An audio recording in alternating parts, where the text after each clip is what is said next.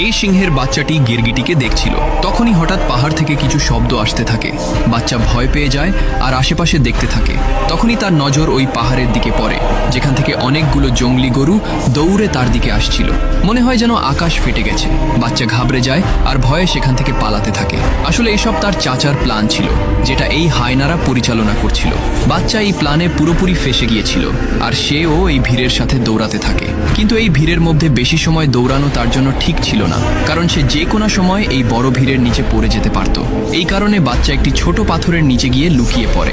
বাচ্চা আতঙ্কে ছিল, কি করবে সে কিছু বুঝতে পারছিল না। তখনই সে একটি আশার আলো খুঁজে পায় আর একটি শুকনো গাছের দিকে দৌড়ে গিয়ে উপরে উঠে যায়। কিন্তু এই ভিড়ের কারণে সেখানকার জমি কাঁপতে থাকে, যার কারণে গাছের ডালা যে কোনো সময় ভেঙে যেতে পারে। তখনই বাচ্চার চোখে একটি খুশির ঝলক দেখা যায়, কারণ সে তার পিতা সিংহকে দেখে ফেলেছিল। তার পিতা ভিড়ের সাথে তাকে বাঁচাতে আসতেছিল। সিংহ তাকে ধরে আর সুরক্ষিত জায়গায় রাখে, কিন্তু দুর্ভাগ্যক্রমে সে এই ভিড়ের মধ্যে পড়ে যায়। যখন বাচ্চাটি আশা ছেড়ে দেয়, ঠিক তখনই পাহাড়ের অন্য পাশে পিতাকে চড়তে দেখে। বাচ্চা খুশি হয়ে যায়। সিংহ খুবই বাহাদুর ছিল, কিন্তু এই ভাগ দৌড়ের কারণে অনেক চোট লেগেছিল, যার কারণে সে নিজেকে সামলাতে পারে না আর নিচে পড়ে যায়। বাচ্চা চিৎকার করে। তার চিৎকারে চারদিকের পরিবেশ স্তব্ধ হয়ে যায়। বেচারা বাচ্চা তার পিতাকে হারিয়ে ফেলেছে। সে মনে কষ্ট নিয়ে শুধু তার পিতাকে দেখতেছিল। তখনই বাচ্চার চাচা সেখানে চলে আসে। সে বলে, তোর পিতা আমাদের পরিকল্পনার শিকার হয়ে গেছে আর এখন তোর পালা, আদরের ভাতিজা। বাচ্চা ভয় পেয়ে যায় আর সেখান থেকে পালিয়ে যায়। চাচা সিংহটি তার পিছনে হায়নাদের লাগিয়ে দেয় আর বলে যে সে যেন কিছুতেই বাঁচতে না পারে। বাচ্চা এখন থেমে যায়, কারণ সামনে খাদ ছিল। বাচ্চাটার পা পিছলে সে খাদে পড়ে যায়। হায়নাদের মনে হয় বাচ্চা মরে গেছে। এই কারণে তারা সবাই সেখান থেকে চলে যায়, কারণ এত উঁচু জায়গা থেকে পড়ার পরে বাঁচা প্রায় অসম্ভব ছিল। এখন চাচা সিংহ সবাইকে ধমকে ভয় দেখিয়ে নিজেই জঙ্গলের রাজা হয়ে যায়। সে খুবই নির্মমভাবে তার ভাইয়ের পরিবারকে জঙ্গল থেকে বের করে দেয়। শয়তান সিংহ শুধু তার ভাইয়ের ক্ষমতা দখল করতে চেয়েছিল, যেই কাজে সে সফল হয়ে গিয়েছে। কিন্তু কাহিনী তো এখন মাত্র শুরু হয়েছে, কারণ ওই বাচ্চা সিংহটি তখনও বেঁচে ছিল। চাচা সিংহের আসল রূপ দেখার পর ঘোরে ফিরে যাওয়া তার কাছে ঠিক মনে হয়নি। এই কারণে সে একাই এই মরুভূমিতে নিজের যাত্রা শুরু করে দেয়। কিন্তু অনেক চোট লাগার কারণে সে কিছু দূর যাওয়ার পরই বেহুশ হয়ে যায়। তারপর কিছু সময়ের মধ্যেই অনেকগুলো শকুন সেখানে চলে আসে, যারা তাকে চারদিক থেকে ঘিরে ফেলে। এবং যখনই তারা তাকে খাওয়ার জন্য এগিয়ে যায়, তখনই সেখানে দূর থেকে একটি জানোয়ার তার দিকে আসতে থাকে। এটা একটি জঙ্গলি শূকর ছিল। সে সব শকুনকে সেখান থেকে তাড়িয়ে দেয় আর তার হুঁশ আসা পর্যন্ত তার কাছেই বসে থাকে। বেজি তার দাঁত দেখে ভয় পেয়ে যায়, কারণ এটা একটা সিংহের বাচ্চা ছিল। বাচ্চার জ্ঞান ফিরে আসে আর সে কিছু না বলেই সেখান থেকে চলে যেতে থাকে। পিতার মৃত্যুর কষ্ট তাকে ভিতর থেকে মেরে ফেলেছিল। এখন ওই বাচ্চা উদাস হয়ে এখান থেকে চলে যাচ্ছিল। বেজি আর শূকর তার সাথে কথা বলার চেষ্টা করে, আর কথা বলতে বলতে তারা ভালো বন্ধু হয়ে যায়। তারা দুজনেই তাকে ভরসা দেয় যে জীবনে সবাই আপনজনকে হারায়, এটা নিয়তির নিয়ম। কিন্তু এর অর্থ এই নয় যে তোমার বেঁচে থাকা বন্ধ করে দিতে হবে, আর তুমি তো একটি বাহাদুর সিংহের ছেলে। এটা শুনে বাচ্চা খুবই ভালো অনুভব করে। তখন এরা দুজন তাকে তাদের জঙ্গলে নিয়ে যায়। জঙ্গল দেখে বাচ্চা সিংহের অনেক ভালো লাগে, কিন্তু এখানকার প্রাণীরা সিংহের বাচ্চাটা দেখে অবাক হয়ে যায় আর ভাবে এই সিংহের বাচ্চা তাদের জঙ্গলে কোথা থেকে এলো, কারণ তারা বিশ্বাস করত যে সিংহ কখনোই তাদের শুভাকাঙ্ক্ষী হতে পারে না। কিন্তু বেজি আর শূকর কারোর কথা শোনে না। আর কিছু সময় পর তারা সবাই একসাথে থাকতে শুরু করে। এভাবেই একসাথে থেকে কিছু বছর কেটে যায়। এখন ওই বাচ্চা বড় হয়ে গেছে, যাকে সবাই ছিনবা নামে জানত, যে দেখতে ঠিক তার বাবার মতোই ছিল। এদিকে চাচা সিংহ বনে আতঙ্ক সৃষ্টি করে রেখেছিল। তার ক্ষুধা মেটানোর জন্য নিরীহ প্রাণীদের হত্যা করত। সময়ের সাথে সাথে তার লোভ আরও বেশি বেড়ে যায়। তার রাজ্যে কেউ ঠিকমতো খাবার পেত না, কারণ সে নিজেকে ছাড়া অন্য কাউকে শিকার করতে দিত না, যার কারণে ছিনবার পরিবারের লোকজন সব সময় ক্ষুধার্তে থেকে যেত। তারা খুবই অসহায় ছিল। তারা কিছুই করতে পারত না, কারণ তাদের চারদিকে চাচা সিংহের দাপট ছিল। আর ছিনবার মা ও অনেক সাহসী ছিল। সে বলে, আমরা আমাদের জন্মভূমিকে এভাবেই ছেড়ে যেতে পারি না, আর এভাবে ক্ষুধায়ও মরতে পারি না। আমাদের কিছু না কিছু তো অবশ্যই করা দরকার। সবাই তার কথার সাথে একমত হয়। তখনই অন্য সিংহী বলে, কিন্তু ওই সিংহের বিরুদ্ধে যাবে কে? কার মধ্যে এত সাহস আছে? ঠিক তখনই একটি হায়না আসে আর ছিনবার মাকে তার সাথে নিয়ে যায়। সবাই ভয় পেয়ে আছে যে এখন কি হবে। ছিনবার মা সিংহের কাছে যায়। তখন সিংহ বলে, আমি জানি তোমরা কি পরিকল্পনা করছো, কিন্তু তোমাদের কোনো পরিকল্পনাই কাজ করবে না। ছিনবার মা বলে, এভাবে কতদিন তুমি নিরীহ প্রাণীদের মারবে? বন্ধ করে এসব। তখনই সিংহ বলে, শিকার করা আমাদের স্বভাব। যদি আমরা শিকার না করি তাহলে আমরা খাবো কি? তখন ছিনবার মা বলে, কিন্তু তুমি যেই পদ্ধতিতে করছো এটা ভুল। তখন সিংহ রেগে যায় আর আদেশ দেয় যে এই বাকি খাবার হায়নারা খাবে, আর তোমাদের পরিবার আজও না খেয়ে মরবে, আর সেখান থেকে চলে যায়। এদিকে ছিনবা পুরোপুরি জঙ্গলের সাথে মিশে গিয়েছিল।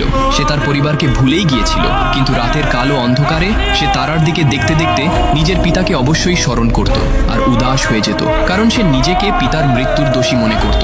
তখনই তার একটি পশম খুলে পানিতে পড়ে যায়, যেটা ঘাস মনে করে একটি পাখি তার বাসায় নিয়ে আসে, আর অন্য পাখিটি সেটা ফেলে দেয়, কারণ সে জানতো যে এটা কোনো ঘাস না, একটা জানোয়ারের পশম। পশম উড়ে মাটিতে গিয়ে পড়ে। তখনই ওই পশম উঠিয়ে একটি পিঁপড়া যেতে থাকে। সেখানে বসে থাকা বান্দরের নজর ওই পশমের উপর পড়ে। সে ওই পশম উঠিয়ে চিনে ফেলে যে এই পশম ছিনবার, যার মাধ্যমে সে অনুমান করে ফেলে যে ছিনবা এখনো জীবিত আছে।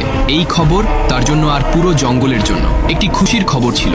সে আনন্দে চিৎকার করতে থাকে। এদিকে ছিনবার বন্ধুর উপর একটি সিংহী হামলা করে দেয়। ওই জঙ্গলে সিংহী ঢুকে গিয়েছিল। ছিনবার বন্ধু নিজের জীবন বাঁচাতে পালাচ্ছিল, কিন্তু সিংহীর ক্ষমতার কাছে তারা দুজন কতক্ষণ টিকে থাকতে পারে? দুজনের জীবন বাঁচানো মুশকিল ছিল। কিন্তু তখনই সেখানে ছিনবা চলে আসে আর হামলা করে দেয়। দুজন সিংহই শক্তিশালী ছিল। তখনই সিংহী যুদ্ধে তার থেকে এগিয়ে যায়। সে ছিনবাকে চেপে ধরে, কিন্তু ছিনবা তাকে দেখে চিনে ফেলে আর তাকে লানা বলে ডাক দেয়। সিংহী বুঝে যায় এটা অন্য কেউ না, বরং ছিনবা, কারণ ছিনবাই তাকে এই নামে ডাকত। আসলে বন্ধুরা, লানা ছিনবার ছোটবেলার প্রেমিকা ছিল, যাকে সে আজকে অনেক বছর পর পেয়েছে। বহু বছরের বিচ্ছেদের জন্য তারা দুজনে অনেক শোকাহত হয়ে পড়ে। যদি ভালোবাসায় সত্যতা থাকে, তাহলে তারা কখনো না কখনো ঠিকই মিলে যায়। লানা খুবই খুশি ছিল যে ছিনবা এখনো জীবিত আছে। তখনই ছিনবা বলে, লানা, এটা আমার জঙ্গল, এখানে তুমি অনেক আনন্দ পাবে। লানা বলে, ছিনবা, এই জঙ্গল ছাড়ো আর নিজের ঘরে চলো। তোমার চাচা সিংহ আমাদের উপর অনেক জুলুম করেছে। সে আমাদের জন্মভূমিকে জাহান্নাম বানিয়ে ফেলেছে। এখন তোমার ফিরে যাওয়া উচিত। কিন্তু ছিনবা যেতে নিষেধ করে দেয় আর লানাকে এখানে আরো কিছু সময় থাকতে বলে। লানা তার কথা মেনে নেয়। তখন ছিনবা তাকে পুরো জঙ্গল ঘুরিয়ে দেখায়। লানার এই জঙ্গল খুবই পছন্দ হয়। দুজনে অনেক ঘোরাঘুরি করে আর অনেক আনন্দ করে। অনেক বছর পর ছিনবা তার প্রেমিকার দেখা পেয়েছে। তারা দুজন ঘুরতে ছিল। তখন লানা বলে যে তুমি যেহেতু বেঁচে আছো, সেহেতু ঘরে কেন ফিরে আসনি? তোমার নিজেদের লোকদের কথা মনে পড়ে না? তোমার চাচা সিংহ আমাদের সবার উপর অনেক জুলুম করেছে। আমাদের দুনিয়া সে ধ্বংস করে দিয়েছে। তখন ছিনবা বলে, আমার তাতে কিছু যায় আসে না, এখন এটাই আমার পৃথিবী। ছিনবা পুরোপুরি বদলে গিয়েছিল। লানা বলে, ছিনবা, তোমার বাবা অনেক বাহাদুর ছিল, কিন্তু তুমি তার মতো একদমই না। তুমি তো অনেক ভীতু আর স্বার্থপর। কিন্তু তারপরও ছিনবা যেতে নিষেধ করে দেয়, যার কারণে লানা রেগে সেখান থেকে চলে যায়। রাতে ছিনবা উদাস হয়ে সেখান থেকে যাচ্ছিল। তখনই সে একটি বানরকে দেখে। এই বানর ছিনবাকে চিনত, কিন্তু ছিনবা তাকে চিনত না। বানর তার কাছে যায়, কিন্তু ছিনবা তাকে চিনে না বলে অস্বীকার করে। বানর বলে, আমি তোমার পিতাকে চিনি, তুমি চাইলে আমি তোমাকে তার কাছে নিয়ে যেতে পারি। ছিনবা অবাক হয়ে যায়, কিন্তু সে খুশিও ছিল, হয়তো তার পিতা এখনো জীবিত আছে। তখন মনের মধ্যে আশা নিয়ে সে বানরের পিছনে যেতে থাকে। বানর একটি নদীর তীরে বসে পড়ে আর ছিনবাকে নদীতে দেখতে বলে। যখন ছিনবা নদীতে দেখে, তখন সে নিজের মধ্যে পিতার ঝলক দেখতে পায়। বানর বলে, তোমার পিতা তোমার ভিতর রয়েছে। তখন সে আত্মবিশ্বাস খুঁজে পায়। তখনই আকাশে বিদ্যুৎ চমকায় আর একটি আওয়াজ আসে। এই আওয়াজ তার পিতা সিংহের ছিল, যে বলছিল, বেটা, তুই শিকারী, তোকে আমাদের জন্মভূমিকে বাঁচাতে হবে, কারণ আমরা একটি শিকারী পরিবারের লোক। সিংহ জঙ্গলের রাজা, রাজা বাবা। এটা শুনে ছিনবার মধ্যে অনেক শক্তি চলে আসে, আর এখন তার মধ্যে ঘুমিয়ে থাকা সিংহ জেগে উঠেছে। সে পুরোপুরি তৈরি ছিল নিজের জন্মভূমিকে বাঁচানোর জন্য। সে জোরে হুঙ্কার দেয় আর লড়াইয়ের ঘোষণা করে দেয়। এখন এটা ছিনবার নতুন রূপ ছিল, যাকে হারানো অসম্ভব ছিল। ছিনবা নিজের জন্মভূমির দিকে বের হয়ে যায়, আর কিছু দূর যাওয়ার পর সে লানার দেখা পায়। লানা তার এই রূপ দেখে অনেক খুশি হয়। এখন দুজনে একসাথে নিজেদের জন্মভূমির কাছে পৌঁছে যায়। নিজের জন্মভূমির এই অবস্থা দেখে সে অনেক দুঃখ পায়। তখন লানা বলে, ছিনবা, এখন সামনে কি করবা? ছিনবা বলে, নিজের জন্মভূমির রক্ষা করব, যার দায়িত্ব আমার পিতা আমাকে দিয়েছে। তখনই একটি পাখি তার কাছে আসে।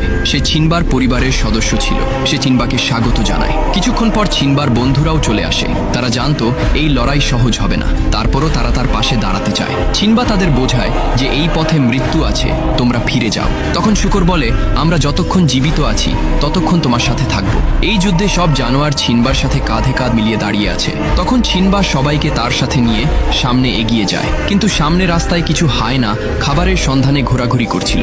ছিনবা তাদের পথভ্রষ্ট করার দায়িত্ব তার বন্ধুদের দেয়। বেজি আর শুকর তাদের সামনে চলে আসে, আর হায়নাদের মনোযোগ নিজেদের দিকে টেনে নেয়। হায়নারা তাদের দেখে গর্জন দিয়ে দৌড়ে যায়। তখন ছিনবা লানার সাথে অন্য রাস্তা দিয়ে সামনে এগিয়ে যায়। দূরে পাহাড়ের উপর বসে থাকা বানর এসব কিছু দেখছিল। তার চোখে এত বছর